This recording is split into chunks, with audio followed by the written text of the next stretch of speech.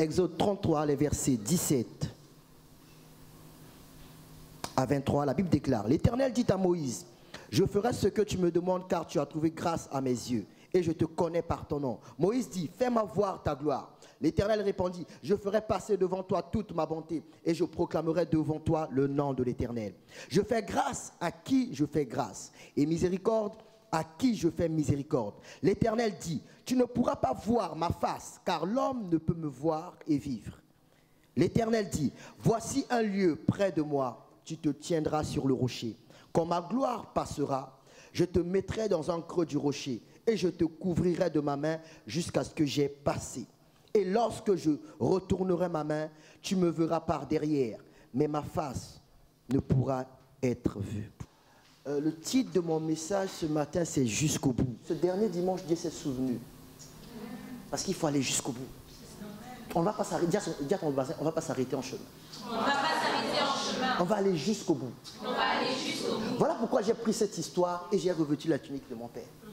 Pourquoi? Pour la petite culture biblique. Moïse avait son bâton. Élie avait son manteau. Jésus avait le Saint-Esprit. Vous comprenez? Avec le bâton, Moïse pouvait tout faire éclater sur la terre, la volonté de Dieu. Moïse pouvait tout faire à partir d'un bâton. À partir d'un bâton, il frappe le rocher donne de l'eau. À partir d'un bâton, il pointe en direction de la mer se fend en deux. À partir d'un bâton, il jette par terre, le bâton devient un serpent et le bâton engloutit les serpents des magiciens de Pharaon. Moïse avait son bâton. Quand Dieu a dit, va délivrer le peuple, il a dit, qui suis-je? Dieu lui a dit, qu'as-tu dans la main? Vous comprenez? Moïse avait un bâton. Après, il y a eu le tour d'un homme, Élie. Élie, lui, il avait le manteau. Arrivé devant le Jourdain, il n'a pas pointé un bâton vers le Jourdain. La Bible dit, il a brûlé son manteau, il a frappé. Et l'eau s'est fondue en deux. Un pasteur a dit toutes les sirènes ce jour-là. Sauf que, en tout cas là, les boîtes étaient fermées, les bars étaient fermés. Et le Jourdain s'est fondu en deux. Et Élie a traversé. Élie est celui, grâce à cause plutôt de son manteau, il a pu dire à une femme, la femme dit, bon, nous ici c'est la famine, toi tu es prophète donc tu connais. Parce qu'il ne pleut plus depuis 3 ans. La femme ne savait pas que c'est lui là qui a dit à la pluie, ne tombe plus. Vous comprenez? Et la femme va lui dire, bon, Élie dit, moi j'ai faim, j'ai soif. Hein. C'est comment, madame? La femme me dit, non, il reste un peu de farine, je vais faire un gâteau. Moi et mon enfant, on va manger et puis on va mourir. Élie dit, non, fais d'abord pour moi. Vous comprenez? La femme dit, je vais faire un gâteau. Moi et mon enfant, nous allons manger, nous allons mourir. Lui dit, fais d'abord pour moi. Ah, Élie, on a dit un gâteau. On fait encore d'abord pour toi. Et qu'est-ce qui vient après? Élie avait son manteau. Et la femme fait, Élie mange, Élie est content. Élie qui avait bloqué la pluie, Élie relâche une parole. La femme n'est jamais morte. Enfin, à cette époque. Et l'enfant aussi a survécu. Élie avait le manteau. Après est venu Jésus. Jésus prêche l'évangile. Et il se rend compte que le nombre de personnes qui sont là peuvent remplir un stade. Comme les enfants de Dieu, ils regardent leur visage comme je regarde vos visages comme ça, là, je vois déjà qui a faim. Oui, je vois déjà qui a faim. Je vois déjà qui pense à son Thompson. Congolais que tu es. Sois un peu comme Dieu. Donc Jésus a vu que le peuple avait faim. Il dit, bon, le peuple a faim. Les apôtres aussi ont vu. Mais eux, ce sont des chrétiens qui aiment bien, quand on sait qu'il y aura du poulet, bon, on va faire en sorte que les gens rentrent chez eux vite. Ils veulent dire à un prédicateur, chasse-les, dis-leur de rentrer chez eux. Jésus va dire, non, non, non, nourrissez-les vous-même. Ça, c'est les effets du manteau. On veut te parler de quelque chose, mais toi, tu connais la vérité. On dit chasse-les, il dit non, non, non. Vous êtes venus parce qu'il y a une question de nourriture. Nourrissez-les vous-même. Il y avait un petit là-bas, je ne sais pas s'il avait volé l'argent de sa mère ou de son père. La Bible dit qu'il avait à manger. C'est bizarre quand même à cette histoire. Les grands n'avaient pas à manger. Le petit là, il avait ses poissons et ses pains. Et la Bible dit là, Jésus prend, Jésus l'aide, Jésus rend grâce. Et quand le panier a commencé à circuler, tout le monde a mangé. Et il a même resté. Jésus avait son manteau, qui était le Saint-Esprit. Vous comprenez? Moïse est allé jusqu'au bout. Élie est allé jusqu'au bout. Jésus est allé jusqu'au bout. Amen. Mais vous, vous êtes de ceux qui disent on est de la même nature que Élie. N'est-ce pas, non? Parce que la Bible l'a écrit. D'accord? Donc vous répétez ça. Élie était de la même nature que nous. Élie était un homme de la même nature que... Pose la question à ton voisin. Mais est-ce que toi tu as un manteau? Réponds. Je ne parle pas de ton Zara qui est à la maison. Que tu as mis là-bas. Je demande, est-ce que tu as... Il était de la même nature que toi, non? Vous voyez, quand la Bible dit Élie était de la même nature que nous, la Bible n'est pas en train de dire que Élie avait deux mains comme toi, 2 pieds, il y allait aux toilettes, il y avait faim. Non, la nature qu'un enfant de Dieu a, c'est la nature d'un Dieu. Voilà pourquoi Jésus a dit, n'est-il pas écrit dans votre loi que vous êtes des dieux? C'est écrit, non? Donc vous, quand vous dites nature, vous pensez à 2 mains, 2 pieds, mais non. La nature dont la Bible parle, la nature de quelqu'un qui est connecté à Dieu, c'est la nature de Dieu. Qu'est-ce qui me fait dire ça? Mais c'est simple.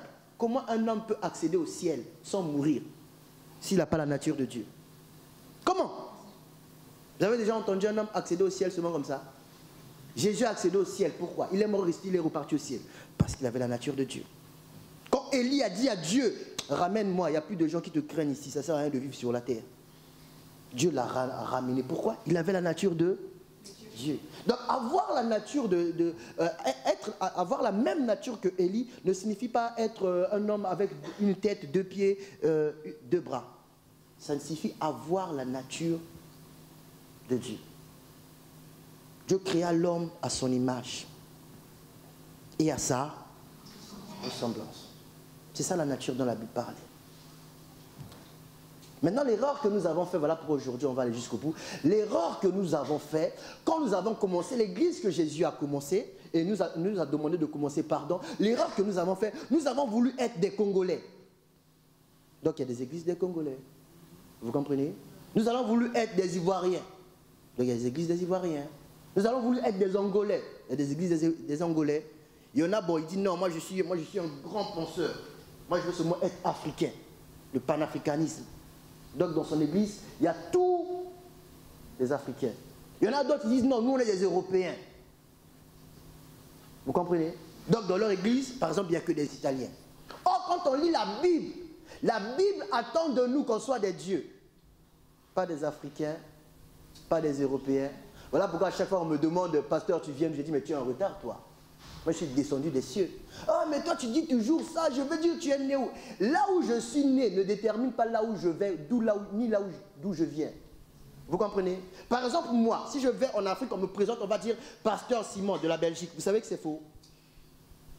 Oui? C'est faux? Moi-même, quand je vais prendre mon micro, je vais monter, je vais dire, ok, d'ailleurs, déjà, je ne m'appelle pas pasteur Simon, je m'appelle Simon. Pasteur, c'est ma fonction, ok?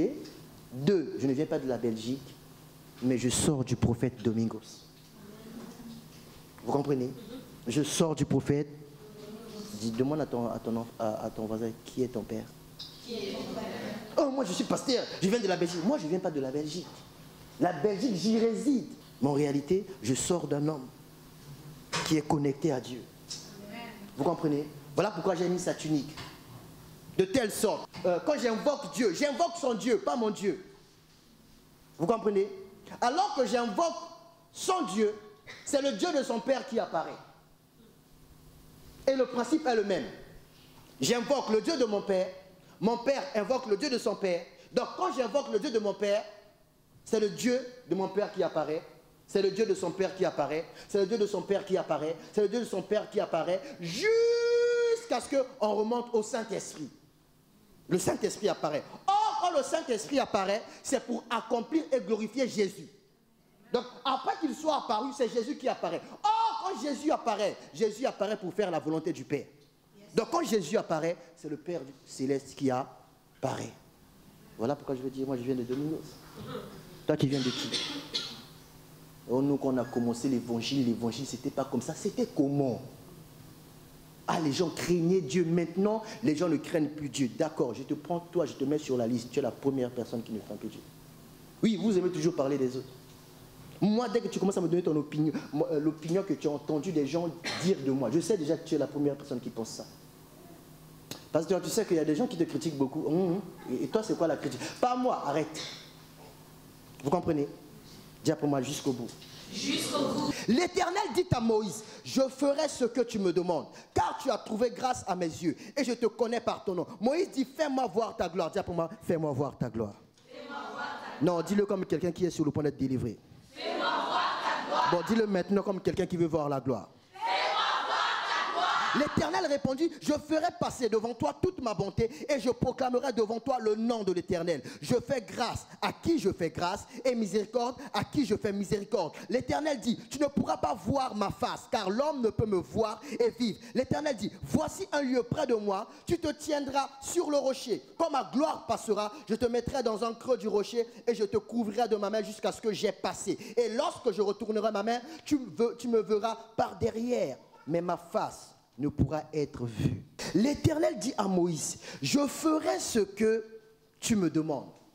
Je veux maintenant que, alors qu'on est le dernier dimanche, je suis en train d'écouter le dernier message de l'année, je veux maintenant que tu considères que là, Dieu est en train de te parler. Je veux maintenant que tu considères que, au moment où je suis en train de parler, maintenant là, je ne suis qu'un instrument. Je veux maintenant que tu considères que Dieu est en train de te parler. Dis à ton voisin, Dieu te parle. Dieu te parle. Non, dis-lui bien, Dieu te parle. Dieu te parle. L'Éternel dit à Moïse, je ferai ce que tu me demandes. Vous entendez ça? Je ferai ce que tu me demandes. Écoutez bien vous qui êtes assis ici. Car tu as trouvé grâce à mes yeux et je te connais par ton nom. Dis à ton voisin, Dieu me connaît par mon nom. Dieu me connaît. Écoutez, je ne suis pas en train de prêcher un message où je me trompe. Je suis en train de te dire, Dieu te connaît par ton nom. Amen. Il y a quelque chose de merveilleux avec une information. Que tu l'acceptes ou pas, l'information demeure. Que tu acceptes ou pas, nous sommes à Verviers. Tu peux bouder Verviers, nous sommes à Verviers. Tu peux bouder Verviers. Quand on va faire la géolocalisation, la carte, l'ordinateur va montrer un nom Verviers. Parce que c'est une information qui est vraie. L'information n'est pas vraie quand tu l'acceptes. L'information est vraie. Quand tu l'acceptes maintenant, cette information devient ta révélation. Mais dans tous les cas, nous sommes en Belgique. Quelqu'un peut bouder. Vous comprenez? Mais nous sommes en Belgique. Donc ton voisin peut bouder. Ta voisine dehors peut bouder. Je te dis, Dieu te connaît par ton nom. Dis à ton voisin, Dieu me connaît. Dieu me connaît. On a beau, même si on t'appelait Kassangidi, vous comprenez? Des noms impossibles à prononcer. Dieu peut prononcer bien. La première fois, le prophète Domingos a prononcé mon nom du début à la fin correct. Il a dit, toi, tu es un homme de Dieu. Beaucoup se sont cassés les dents là-bas, ils ont même mordu la lèvre. Vous comprenez? Même si tu t'appelles Puneux, Dieu te connaît. C'est encore mieux si tu t'appelles Dieu ne dort. J'ai déjà rencontré une personne qui s'appelait Dieu ne dort. En tout cas, avec ce nom-là, si tu ne deviens pas un homme de miracle, vraiment, on va t'imposer les mains. Dieu ne dort. Dieu ne... Ça révèle la foi que sa maman avait quand il l'a mis au monde. Je te connais par ton nom. Écoutez maintenant. Moïse dit, fais-moi voir ta gloire. Dis, fais-moi voir ta gloire. Non, tu ne m'as pas compris. Je ne suis pas en train de te dire de répéter après moi. Je suis en train de te dire à Dieu, fais-moi voir ta gloire. Dis-le bien. Non, dis-le encore. Non, je crois que ton voisin n'a pas compris. Dis à ton voisin, le pasteur ne te demande pas de répéter. Le pasteur te demande de dire, fais-moi voir ta gloire. Parce que connaître quelqu'un par son nom révèle que la personne qui te connaît par ton nom t'a maintenant accepté dans son intimité. Vous comprenez? Quand Dieu commence à t'appeler par ton nom, tu n'es plus les gens de dehors. Tu sais ce que la Bible dit, gens de la maison de Dieu. Donc tu peux demander à Dieu le meilleur. Et Moïse a réfléchi, Moïse a dit, fais-moi voir ta gloire. Dis après moi, fais-moi voir ta gloire. Fais-moi voir ta gloire. Non, je ne te demande pas de répéter, mais de demander à Dieu. Dis à Dieu, fais-moi voir ta gloire. Fais-moi voir ta gloire. Écoutez la réponse du Seigneur. Moïse dit, fais-moi voir ta gloire. L'Éternel répondit, je ferai passer devant toi toute ma bonté. Je ferai passer devant toi toute ma bonté. Je ferai passer devant toi toute ma bonté. Dis après moi, toute ma bonté. Et je proclamerai devant toi le nom de l'Éternel. Écoutez bien, je fais grâce à qui je veux et miséricorde à qui je fais miséricorde. Je fais grâce à qui je veux. Dis pour moi jusqu'au bout. Jusqu'au bout, Dieu va te faire grâce. Jusqu'au bout, Dieu va t'accorder sa miséricorde. Qu'est-ce que je suis en train de dire? Sa grâce ne va pas se limiter seulement à la délivrance, au mariage, à la voiture. Sa grâce va aller de génération en génération. Sa miséricorde va aller de génération en génération. Il dit, il fait à qui il veut. Il fait à qui il veut. Mais vous conviendrez avec moi, on ne fait pas cadeau à quelqu'un qu'on ne connaît pas le nom. Voilà pourquoi il a dit, je te connais par ton nom. Je te connais. Il est en train de dire à Moïse, je vais te faire grâce. Je vais t'accorder miséricorde. Je fais à qui je veux. Mais toi, tu n'es pas seulement quelqu'un qui est venu vers moi. Je te connais par ton nom. Connaître quelqu'un par son nom, c'est connaître quelqu'un par ses œuvres. Vous comprenez? Maintenant, là, c'est pas que je suis en train de vous encourager à pécher. Je suis en train de vous rappeler, peu importe la nature, la grandeur de ton péché ou de ta faute. Si Dieu te connaît par son nom, ton nom à toi, et que tu es sincère, tu demandes pardon, Dieu est capable de corriger ce qu'un homme ne peut pas corriger. Amen. Vous savez que Dieu a un doigt. Vous savez que Dieu a un stylo. La Bible dit Moïse est monté. Dieu écrivait les lois devant Moïse. Vous comprenez? Dieu est un écrivain. Un metteur en scène. Une histoire qui est devenue bizarre. Une histoire qui est devenue bizarre. Il peut venir avec son stylo. Il change l'histoire. C'est ce qu'il va faire ce matin. Amen. Dis, Dieu me fait miséricorde. Dieu me fait miséricorde. Non, dis-le comme quelqu'un qui va recevoir la grâce de Dieu. Dieu me fait miséricorde. Dieu me fait miséricorde. L'Éternel dit, tu ne pourras pas voir ma face, car l'homme ne peut me voir et vivre. Vous savez que ce verset-là est votre bénédiction. Tu ne pourras pas voir ma face, car l'homme ne peut me voir et impossible. Regardez, je vais relire, parce que ce verset dit à ton voisin, c'est ta bénédiction. C'est ta bénédiction. Verset 20. L'Éternel dit, tu ne pourras pas voir ma face, car l'homme peut me voir et vivre. Tu ne pourras pas voir ma face. Tu ne pourras pas voir ma face, car un homme ne peut voir Dieu et vivre. Vous voyez, c'est un verset que tu peux dire, moi je ne vais pas chercher à voir Dieu. Je vais mourir. Or, c'est ta bénédiction. Viens, viens Josué, viens, viens. Je vais maintenant vous imaginer le contexte de la conversation. Il est question de voir la face de Dieu. Vous comprenez? Donc si, supposons que, comme j'ai dit que Dieu est en train de te parler à toi, donc je ne vais pas dire que Josué est Moïse. Je n'ai pas besoin de dire que Josué est Moïse. Dieu est en train de parler à Josué. Donc Josué qui est devant vous ici, là, ne prend pas la place de Moïse. Il prend vraiment sa place parce que Dieu connaît par son nom. Vous comprenez? Donc maintenant, bon, c'est la grâce du prédicateur. Hein? Dans son exemple, lui, il fait le Dieu, quoi. Je ne peux pas vous inviter quand même. Chacun a besoin d'une grâce. Donc je vais inviter ma fille, toi tu vas faire Dieu. Arrête là, moi je fais Dieu. Comme je suis ton père, tu seras béni. Amen. Toi tu n'es pas mon père, tu es ma fille, tu peux pas me bénir, c'est une malédiction. D'ailleurs si on te donne la grâce de Dieu, tu vas aller... Non, toi tu n'es pas... Okay. Ça c'est clair. Ouais, je suis en train de donner maintenant une image, c'est le langage du Saint-Esprit. Josué veut voir Dieu face à face. Pour qu'il voit Dieu face à face, Dieu doit être comme ça. Ok? Et puis se voir face à face. Parce que Josué croit que c'est ça, voir la gloire de Dieu. Maintenant, Dieu dit, je te connais par ton nom, demande ce que tu veux.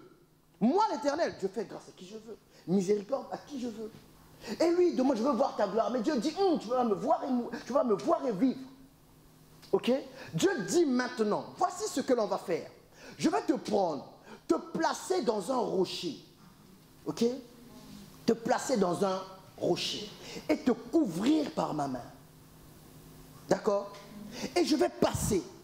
Quand je vais passer, je vais déclarer le nom de l'Éternel. D'accord? Et une fois que c'est fini, je vais te faire sortir, te remettre à ta place. Et tu pourras me voir par derrière. C'est-à-dire tu pourras voir mon dos. C'est-à-dire tu pourras voir les traces de mon passage. C'est-à-dire tu pourras voir les œuvres que j'ai accomplies devant, quand tu n'étais pas là. Vous comprenez? Or, Josué ne veut pas voir Dieu, le visage de Dieu, pour aller dire au peuple que j'ai vu le visage de Dieu. Ce monsieur veut voir le visage de Dieu parce que tout homme, il a toujours en face de lui d'abord ses défis, pas ses bénédictions. Tout homme a d'abord en face de lui les défis, pas les bénédictions. Tout homme a d'abord en face de lui les montagnes, pas les bénédictions. Vous voyez les bénédictions quand vous avez relevé vos défis. Vous voyez les bénédictions quand vous avez déplacé vos montagnes. En réalité, qu'est-ce que Dieu est en train de dire? Josué ne comprend pas les histoires. Josué ne comprend pas les mystères de Dieu. Il veut voir ma gloire. Ok, aujourd'hui, je vais lui donner la révélation de sa gloire. Comme chaque homme est en face de ses problèmes, de ses défis, il faut que l'homme puisse affronter ses défis. Mais lui, il veut me voir face à face. Il ne peut pas m'affronter. Vous comprenez? Qu'est-ce que je vais faire? Je vais l'écarter. Je vais prendre sa place. Et je vais marcher devant. Je vais aller jusqu'au bout. Quand je vais arriver jusqu'au bout, ma main va le remettre à sa place. Qu'est-ce que Dieu est en train de dire? Quand Dieu écarte Josué, Dieu se trouve devant quoi? Les problèmes de Josué, les montagnes de Josué, les défis de Josué. Maintenant, Dieu les affronte face à face. Or, Dieu a dit, personne ne peut me voir et vivre. C'est-à-dire, aucun problème de tes problèmes ne peut voir Dieu et vivre. Dieu va maintenant commencer à passer. Et il va au bout de chaque problème, maladie, tu es vaincu, échec, vaincu, désolation, vaincu, pauvreté, vaincu, complexe, vaincu, tout ça, vaincu. Et quand Dieu arrive au bout, sors petit. Amen. Et Jésus sort. Josué comporte maintenant la gloire de Dieu. Et Jésus a la révélation, ce monsieur, il ne faut pas le voir. Ce monsieur, il faut le laisser qu'il te cache et le laisser passer devant toi. Quand il passe devant toi, il attaque les problèmes. Et quand il attaque les problèmes, quand toi tu sors pour voir, tu vois ce que le cortège de Dieu a créé. Voilà pourquoi, quand Dieu est descendu pour chercher Élie, Élisée a dit, mon père, charge d'Israël et sa cavalerie. Vous comprenez? Partout là où Dieu vient, il envoie d'abord son armée. Dis pour moi, jusqu'au bout. Voilà pourquoi ce matin nous allons aller jusqu'au bout. Amen. Vous comprenez? Chaque homme devant lui, c'est des défis. C'est ça. Accepte que Dieu te cache. Dis à ton voisin, accepte que Dieu te cache. Accepte que Dieu te cache. Accepte qu'on dise de toi, oh, faux chrétien. Accepte. Accepte. Tu peux aller t'asseoir, mon fils. Accepte qu'on dise de toi, oh, il est où ton Dieu? Il est où ton Dieu? Dieu a décidé, c'est la fin de l'année. Ok. Le meilleur est toujours gardé pour la fin. Le meilleur est toujours... C'est pas au début de son ministère que Jésus a commencé à dire, vous recevrez une puissance, le Saint-Esprit. C'est à la fin, il a dit, allez faire de toutes les nations, les disciples, mais attendez, vous recevrez une puissance. Pierre était content, il dit, ce que Jésus a fait, je vais venir faire. Je vais commencer à faire, oui, vous recevrez une puissance. Le Saint-Esprit survenant sur vous. Et vous serez mes témoins. Partout sur la terre. Dis à ton voisin, Dieu m'a béni. Dieu m'a béni. Dieu me bénira encore ce matin. Amen. L'Éternel dit, verset 21, voici un lieu près de moi, tu te tiendras sur le rocher. Quand ma gloire passera, je te mettrai dans un creux du rocher et je te couvrirai de ma main jusqu'à ce que j'ai passé. Et lorsque je retournerai ma main, tu pourras me voir par derrière, mais ma face ne pourra être vue. Ma face ne pourra être vue parce que la face du Seigneur est destinée à voir toutes tes montagnes, tous tes problèmes. Et écoutez-moi, quand une montagne voit la face de Dieu, la montagne est terrifiée. Amen. Et quand la montagne est terrifiée, toi tu peux venir par la foi et dire à la montagne, oh dégage, jette-toi dans la mer. Vous comprenez? Parce que je veux contempler le dos de celui qui est passé. C'est lui qui m'a dit, et ce qu'il a dit arrivera. Dieu a dit, une fois qu'il est passé, tu as le droit de venir contempler son dos par derrière. Donc, quand tu sors et qu'il y a un petit démon qui veut encore faire abstraction, il dit, dégage, tu caches la vue. Ah. Le problème m'a étonné. Le problème faisait le beau gosse. Josué, c'est moi ton problème. Regarde-toi, toi là. Seigneur. Donc le problème, mais quoi, tu me vois, écarte-toi. Il y a plus grand que toi ici, il y a plus précieux que toi ici, il y a plus important que toi ici. Toi tu vas dire, mais problème, toi, tu n'as pas compris ça, Dieu. Dieu, je cherche ta face. Dieu, je cherche ta face. Oui, Dieu voulait que tu cherches ta face. Dieu voulait répondre à cette soif. Mais Dieu répond à cette soif en te cachant. Toi, tu veux voir ma face? Non. On ne peut voir ma face et vivre. Voilà pourquoi, quand je prends ta place et que je suis en face à ceux qui te combattaient, la victoire est certaine. Amen. Nous allons lire 2 versets et puis nous allons clôturer. Nous allons dans Proverbe 25, le verset 2. Je vais lire dans la version Parole de vie. La gloire de Dieu, c'est d'agir de façon cachée. J'ai dit quoi? La gloire de Dieu, c'est d'agir de façon cachée. La gloire des rois, c'est de découvrir ce que Dieu a caché.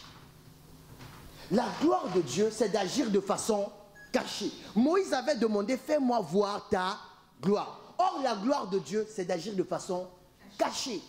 Pourquoi? Vous savez, quand il y a une guerre, tout parent responsable, ou quand il y a, on va prendre ça à une échelle plus bas, quand il y a une bagarre violente, quand un parent est responsable et qu'il a ses enfants, qu'est-ce qu'il fait en premier? Il prend son enfant, il l'emmène à l'abri du combat, il va cacher quelque part. Des fois même c'est lui-même qui est bagarreur. Il va, il s'y tape, il tape, il tape, il tape. Quand la bagarre est finie, il prend son enfant, il sort, et puis il y a la paix. Vous comprenez? C'est ce que je suis en train de dire. C'est ce que la Bible est en train de dire. La gloire de Dieu, c'est d'agir de façon cachée. La gloire des rois, c'est de découvrir ce que Dieu a caché. Vous comprenez? Le combat est tellement violent. Le combat est entre Dieu et les dieux. Et les petits dieux là. Le serpent a dit à Adam et Ève, Dieu vous a menti, si vous mangez, vous serez comme des dieux. Avez-vous remarqué que le Dieu là est en petit d? Ça signifie qu'il y a des dieux. Vous comprenez? Partout, vous êtes partout où vous allez, il y a des dieux. Ce que vous faites comme habitude, comme faute, c'est la manifestation qu'il y a un Dieu qui vous contrôle. Dans certains cas, on les appelle principautés. Ce n'est pas qu'ils aiment vivre à Monaco. Non, ils donnent des principes. Des principes qu'on vous a fait avaler comme pilule depuis l'enfance. Pourquoi tu fais ça chez nous? C'est comme ça. Comment tu sais? Mon père avait dit ça. Principe. Il y a des gens, quand il est dans le salon, s'il est ton beau-père, tu ne peux pas passer dans le salon. C'est mon salon. Déjà, tu vas t'asseoir comment? Il faut déjà que je t'autorise, je te dis bienvenue, tu peux t'asseoir. J'ai trop aimé Bishop. Il dit, chez lui, si tu viens, tu rentres, tu t'assieds. Il te dit, lève-toi, sors dehors, recommence. Je dis, oh, quelle révélation. Je vais commencer à faire ça. Moi, je débarque comme ça, tu es assis, bouh. Bonjour, bonjour, qui t'a fait entrer? Non, la porte était ouverte. Non, on recommence. Non, je ne suis pas d'accord. On recommence. La gloire de Dieu, c'est d'agir de façon cachée. La gloire des rois, c'est de découvrir ce que Dieu a caché. Nous allons maintenant dans Deutéronome 29 et nous lirons le dernier verset. Les choses cachées appartiennent au Seigneur notre Dieu, mais les choses qu'il nous a fait connaître nous appartiennent à nous. Les choses cachées appartiennent au Seigneur notre Dieu, mais les choses qu'il nous a fait connaître nous appartiennent à nous et à nos enfants pour toujours. Ainsi nous pourrons obéir à tous les commandements de la loi de Dieu. Les choses cachées sont à Dieu, mais une fois qu'il te les a révélées, ces choses t'appartiennent. Donc une fois qu'il a terrassé les montagnes, quand tu sors de ta cachette, la victoire t'appartient. Et la Bible dit, la victoire ne t'appartient pas à toi seulement. La victoire appartient à toi, à tes enfants et aux générations futures. Voilà pourquoi je vous ai dit, j'aime la tunique de mon Père. Amen. Quand Dieu a fait des miracles avec lui, ce qu'il est sorti voir lui appartient. Mais ne lui appartient pas seulement lui, ça appartient à lui et à ses enfants et aux générations futures. Amen. Et comme je suis son enfant, je suis venu récupérer ce qui m'appartient. Voilà pourquoi nous allons prier. Amen. Dis à ton voisin, le manteau va te toucher. Le manteau va te toucher. Oui, aujourd'hui, ce n'est pas l'onction, c'est le manteau qui va te toucher. Amen. Tu ne vas plus avoir froid en hiver. Amen. Tu n'auras plus trop chaud en été. Amen. Canicule ou vague de froid, tu ne vas plus connaître. Amen. Parce que quand Dieu s'est révélé à un homme, la révélation que l'homme a vue lui appartient. Amen. À lui et à ses enfants. Voilà pourquoi je vous ai demandé, de qui es-tu fils? Hein? De qui es-tu? Mais peu importe la nature de ta réponse, alors que tu es venu là où Dieu m'a établi, ce matin, nous allons jusqu'au bout.